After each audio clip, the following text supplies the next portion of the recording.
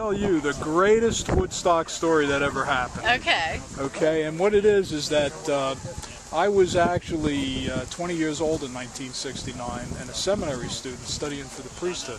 Which seminary? Cathedral College in New York City. You don't know William Shea, do you? The name sounds awful familiar. It's not you. That's not you, is it? No, it's my uncle. He used to be a priest, and I think he might have gone there. Oh, really? He's not a priest anymore. Oh, no he married kidding. a nun. So. Yeah. Anyway, is it working out, or is it none in the morning and none at night? They seem to be working. Oh, okay, good. Yeah. I'm just kidding. But forgive me. But I was 20 years old in 1969 and a seminary student, and I had started when I was 13, questioning the celibacy bit. At 13 it didn't matter. At 18, 19 it started to matter. So I picked up a newspaper in Tarrytown, New York, Daily News, said everybody's going to Woodstock.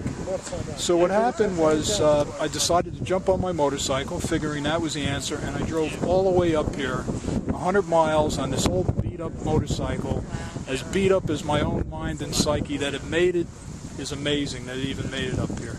But anyway, I got stuck on 17B in traffic, and what happened was I'm sitting there for about an hour. The car door opens in front of me, and this young 17-year-old girl with long, straight blonde hair, sort of like yours, gets out of the car, no shoes on, bell bottoms, walks up to me and says, "Hey, throw all your gear in my buddy's car, and when they catch up to me, I'm leaving, but let's ride down the side of the road on the motorcycle." I'll see you, man. Okay, brother.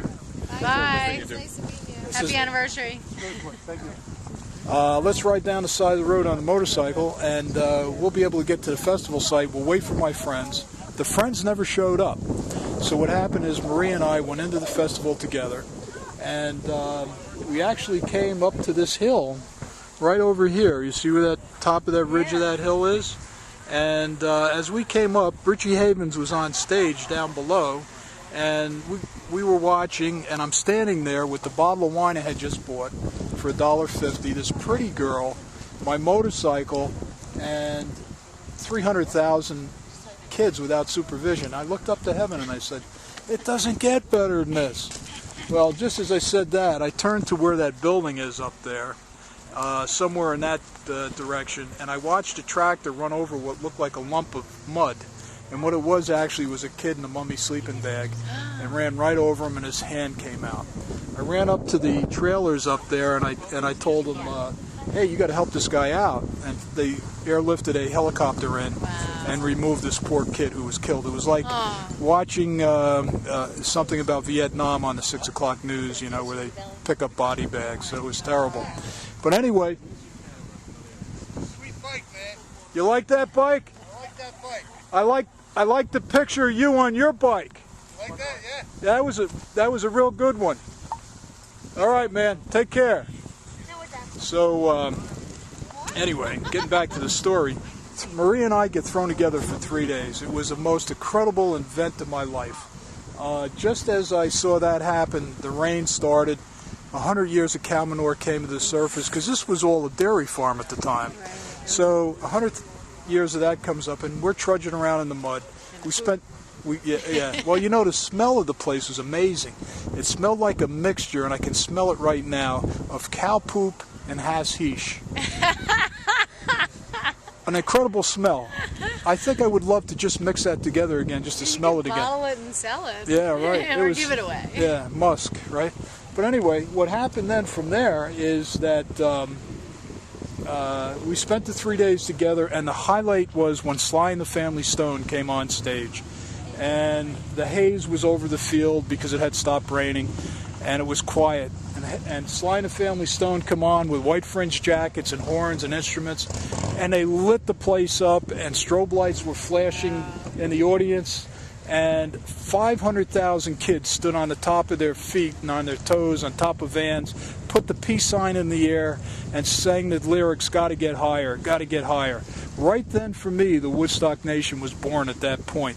And I felt, for the first time in my life, connected. I really felt connected to these people. It was a catharsis for me. And it wasn't about getting high.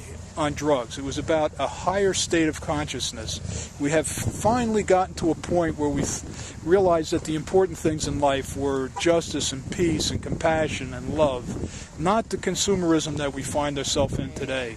So that was the highlight. The epitome of Woodstock was that Sly Stone performance. So anyway, after the show, I take Maria back home and I drop her off, tell her I had a good time, and I say, Marie, I had a great time, but I'm the oldest of 8 in an Italian family, and I'm the designated priest, so I have to go back to the seminary. So what happens is I go back and put on my vestments, and 3 months later, I'm paging through the book. I see Maria's face on almost every page. So I crank up the bike, go over the frog's neck, and look her up. I then ask her 40 years later to come back to Bethel, to that museum up there, and we come together and last year, and we walked through. Wow. We found our spot in the mud together, and we walked through the museum, and I came out first, and I turned around and I took her picture. And the amazing thing about taking her picture was the fact that she was on a cell phone, which was unusual, and she was checking on the grandkids, actually our grandkids, because Marie and I got married 10 months after Woodstock, and we've been together ever since. And June 28th was our 40th wedding anniversary. Now, when I left Marie on the steps of her hometown and told her I was going back to the seminary, she bought me this St. Christopher's medal to keep me safe.